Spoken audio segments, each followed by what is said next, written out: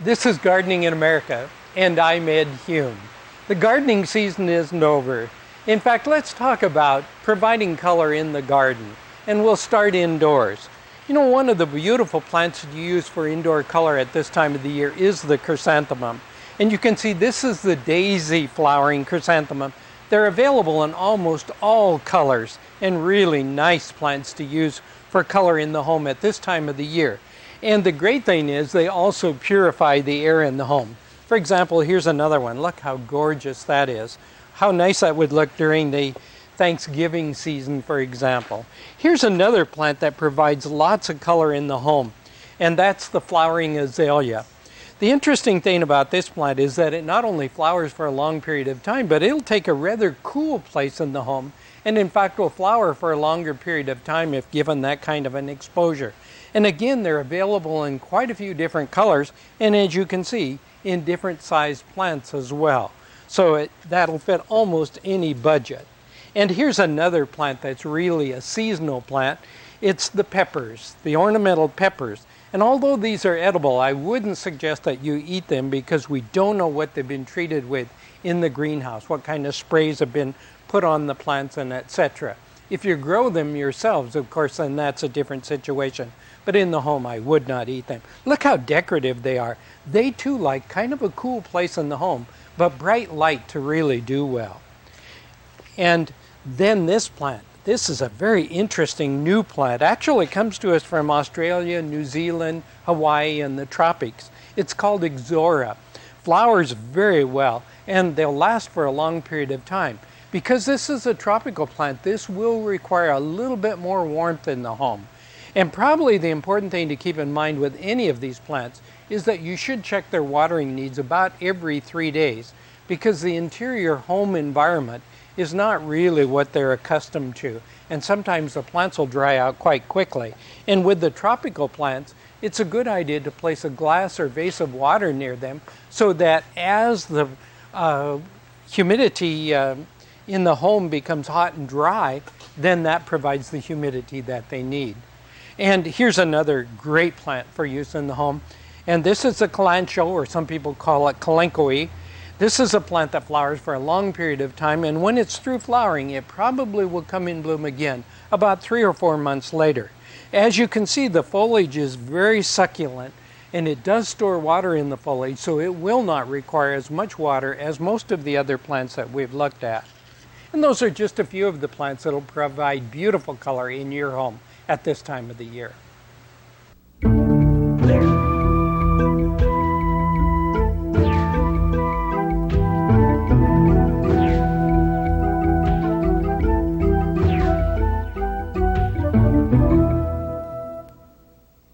Winter flowering pansies provide lots of color in the garden. And you know, there's several places where you can use them. They're especially nice in containers, in window boxes, or in bed plantings. Now I'm going to use them here with the lighter colors. But notice here all the different colors that they come in. And some of them with faces that are very, very attractive. I prefer, to be honest with you, the lighter colors. These dark ones, for example, are very often lost with the soil as a background, particularly during cloudy, dark days, whereas the light ones really stand up nicely. So some of the best ones would be the light creamy yellows like that, probably even an orange because of its light color. The combinations of the blues are really very nice. And then look at this one. This is a very small flowering variety. And look at how many flowers there are, for example, as compared to this one here. So you want to consider that as really an outstanding attribute of using the small flowering varieties. They're very, very prolific. And as you can see, they're very bushy and compact in their growth habit too. And they'll take temperatures colder, by the way, than the normal winter flowering pansies. Now the key with them, as with these, is that when a flower dies back, you always pick the flower off. Otherwise, it will go to seed and the plant has completed its cycle and will not flower nearly as well as if the flowers are picked off. Now, you'll notice also that I have a lot of white ones here. This is what I call an evening garden, and I like to use whites and soft yellows in this. And what I would do is to plant, for example, a white flowering pansy there, probably one right in here, another one over in here, and one or two back in here, keeping in mind always that as these grow, of course, they're going to get much, much larger, aren't they? And in doing so, more like this and even bigger, they'll completely fill in this area. And in an evening garden idea or theme, this will be all pure white, really, right off of the patio. And what a nice sight it'll make. So let me show you basically how to plant these as well. I think I'd even put one in here. Let's plant this one up front here that you can see a little bit better. This is already in rich soil, so I'll dig a little hole and take the plant out of the container. And you can see the root system isn't too compacted, but we'll still nevertheless loosen it just a little tiny bit. Put the most flowers forward like so, and then I'll pull in the surrounding soil. Look how much nicer it looks and how well it blends with the flowering kale and cabbage in the background. What a nice plant to use in the winter garden, the winter flowering pansies.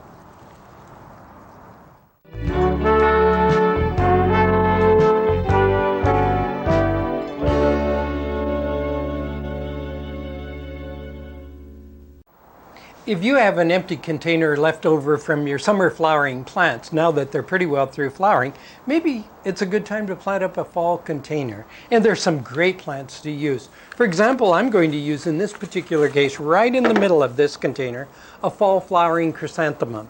And this will flower for a long period of time if we keep the spent flowers picked. And it'll give us a little height here in the center as well.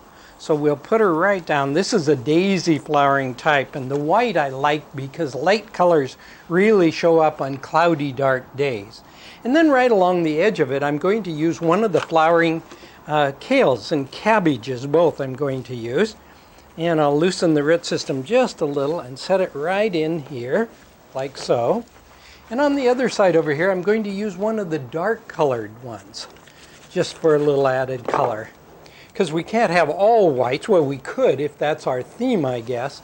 But in this particular case, I want to use several different types of plants.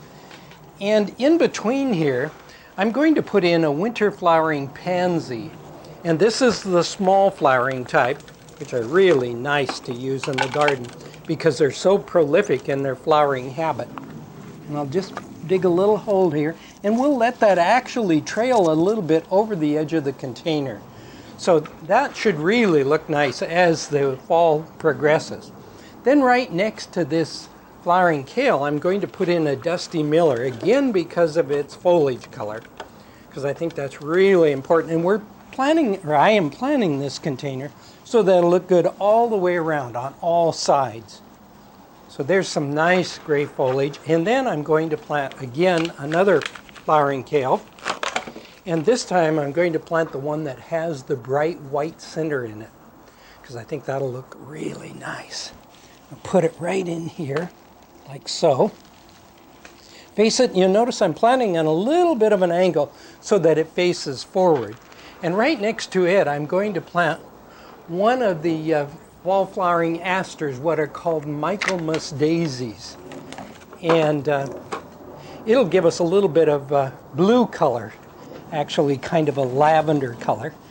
Put that right in here. And then right next to that is what I'm going to do is to set in one of the flowering grasses because of its light foliage color, which I think will be really nice. And it will be a permanent plant that we'll save from year to year. Probably in this container, or we can even plant it outside in the garden. And then let's see, we have kind of a little bit of a bare spot over here, right between those two plants. So let's use a little bit of thyme, the little low-growing creeping thyme in this particular case. And we'll just kind of put it in there. And look what we've got. A nice container that we can use outside that will provide lots of color in the garden this fall.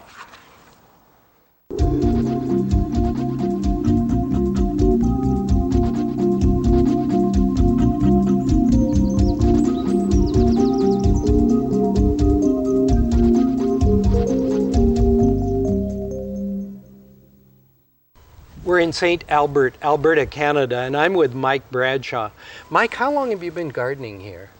Well, we moved to this house 12 years ago, and at that stage it was basically like bald prairie. There was no grass, no fences, no trees, no flowers. So it all started 12 years ago in this particular location. Are you able to, in this area, to grow quite a few vegetables? Well, we've been fairly successful. Indeed, I suppose it depends somewhat on our springs, which can be unpredictable. This year we had a lot of snow. June was a cold month, but things are starting to grow, as you can see, and looks quite good. I like the idea of the strawberry barrel here. This is really neat.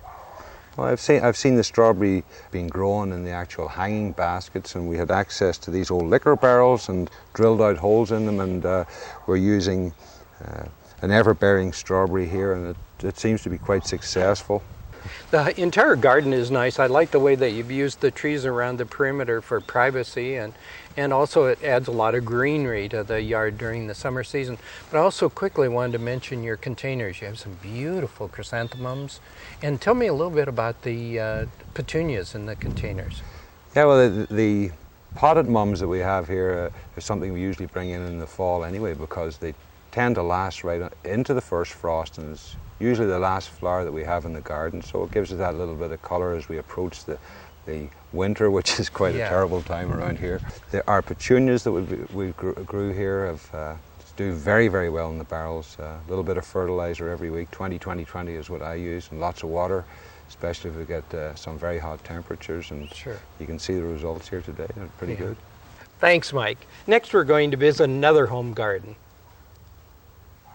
This is an adjoining garden where the neighbors have worked together to create a beautiful landscape. And I'm with one of the owners, Brenda Prejico. Brenda, this is gorgeous what you've done here. Thank you. How long have you folks been gardening? Well, for maybe about 5 years. And just shortly after we got married. We've been here for 3.5 years, and in the last probably year and a half we've really started changing things drastically around here. And this is when the two of you, the neighbors, went together with you and decided to do it. Yeah, we've been close friends. That helps a lot. I noticed you have lawn, for example, on one side, and then on the other side is very low maintenance. Is that by choice? Or? That's by choice for us. We've got 2 young children, and my husband's fairly busy with his career, so there's only so much time that I have. I noticed in the landscapes here in the St. Albert area, there's a lot of rock used, and you've used it here for low maintenance.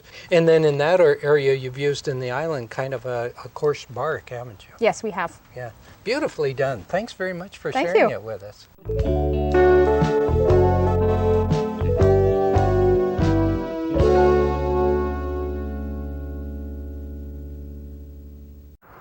One of the really nice plants to use for late summer and early fall color in the landscape are the gorgeous mums. These late flowering mums are really low growing, plus they flower very prolifically. As you can see here, this is a daisy type, and they are perennial, so they'll come back year after year, keeping in mind always that they'll grow taller the next year. This is one that's called a spoon type. Each one of these little flower petals is kind of like a spoon at the end, spoon shaped. This is a decorative type, and there are a whole bunch of different colors of all of these, by the way. This is called a pom-pom in this particular case, and they're very nice too and flower for a long period of time. Now you'll notice back here in the back, I planted this container several weeks ago with flowering mums. And I also will add a little bit later on some of the winter flowering pansies, and I'll use the light colors because that makes this whole area stand out. And during dark, cloudy days, you want something that's really light. I could also use the flowering asters. And by the way, with the asters and the pansies and any of the fall flowering plants, you always want to pick off the dead flowers.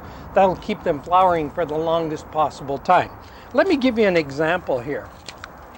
In this particular case, see these dead flowers? If we just reach in here and pick these out, look what happens below. Look at all those buds coming up.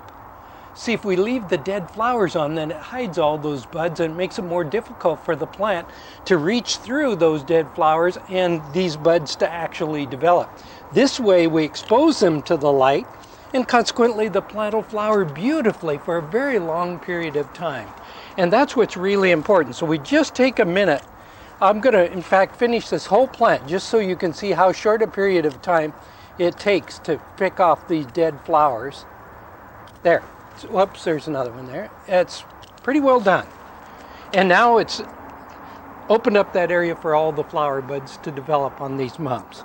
Now you'll notice also here, I've just planted these, so they really haven't adapted yet. This is the silver brocade Dusty Miller, and it will trail down beautifully. And that combination of the gray foliage and then the mums behind really makes all the difference in the world in the appearance of the plants. So combinations of plants like foliages like Dusty Miller or silver brocade, the beautiful flowers of not only the chrysanthemums but also the asters and the winter flowering pansies all combined together in containers like this provide lots of color. And by the way, you can also use these in open beds. They're very nice for that purpose. The fall and late summer flowering mums, great plants to include in your garden for late color in the garden.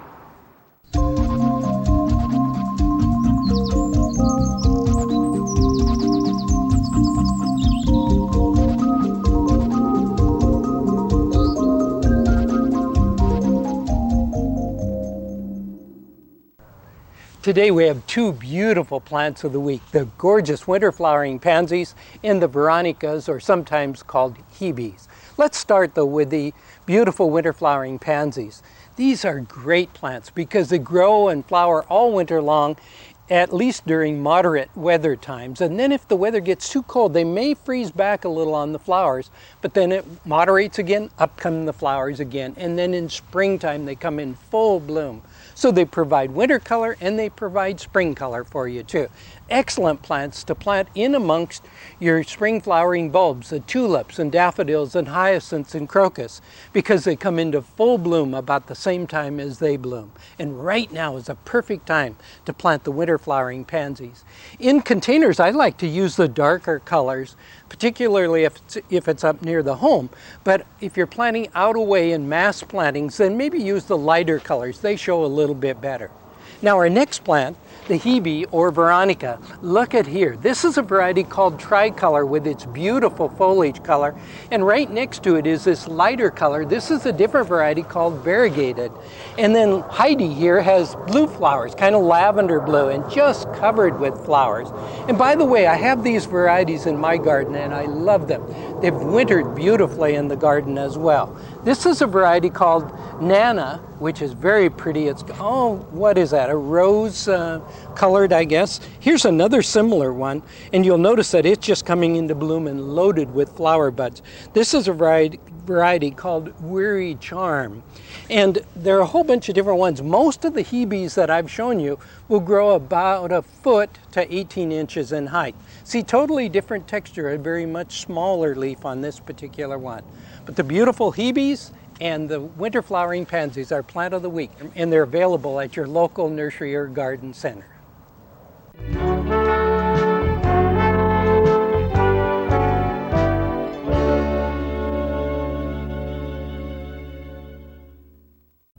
We're in Federal Way, Washington at the Lake Haven Utility District Water Conservation Demonstration Garden, and I'm with the building grounds head, Paul Stormer. Paul, where is the demonstration garden located? We're about 25 miles south of Seattle and about 10 miles, 15 miles north of Tacoma. This is not a large garden, is it? It's, what, an average size lot maybe? Yes. Yeah, it's a very nicely done, by the way. And you have 7 points here that you really try to accomplish when it comes to conservation of water, isn't it? And number one is planting in the fall. Tell us a little bit, why do you do it then? Soil temperature is still warm to allow for root establishment of the plants, and moisture will be coming soon with the fall rains. Ah, great. And then your second point is to prepare the soil properly. What do you mean by that? Well, in this particular garden, we tilled in approximately 60 yards of compost, and some of it was natural organic compost and some was biosolids compost. And then the third point was to select climatic-friendly plants. Plants that can handle the wet northwest climate and a little bit of drought in the summertime. So if if we were talking about water conservation in a dry, arid part of the country, we would be talking about totally different plants. We do have rhododendrons in this garden. Yeah, okay, right. And the fourth point is group plants by their water needs. Just some plants need more water than others do. And what about the next point is mulching? In our garden we use bark mulch, and there's all kind of mulches on the market. Wood chips, compost, and anything that you can put on 2 to 3 inches thick. That'll hold the moisture Exactly. into the soil. And of course then the next point is to irrigate efficiently. And how do you irrigate here? We have soaker hoses and drip tubing and low volume spray nozzles. Okay. How often do you need to operate them, say when the temperature's really warm? We didn't start watering this garden this summer until August. Is that right? Yes. And then how often during the week do you do it? 5 days a week. Okay. For a good deep watering. And then your last point is to maintain your landscape and irrigation supply. Is that a maintenance thing only? Pretty much, yeah.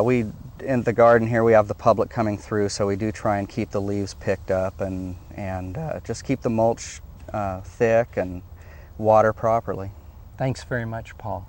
I think that gives all of our viewers some great ideas on how to conserve water and by properly selecting the plants and planting at the right time of the year. That's all the time we have today. Hope you can join me at the same time next time for Gardening in America.